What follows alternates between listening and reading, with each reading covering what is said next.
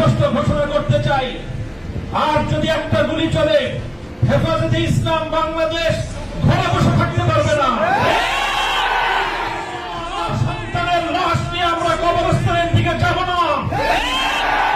পরবর্তী সন্তানের লাশ কাঁধে আমির হেফাজত ইনশাআল্লাহ রাজপথে যখন নামবেন, টেকনাফ থেকে তেতুলিয়া পর্যন্ত পাক ভাঙ্গা সেই গণজোয়ার রুখে দেওয়ার সাধ্য কারো হবে না।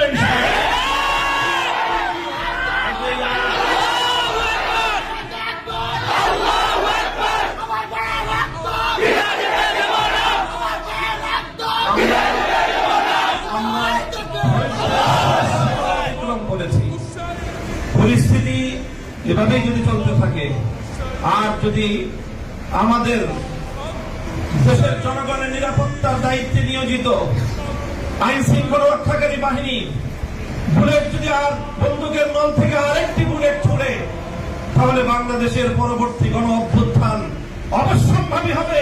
সে অভ্যুত্থান রুখে দিতে কেউ পারবে না।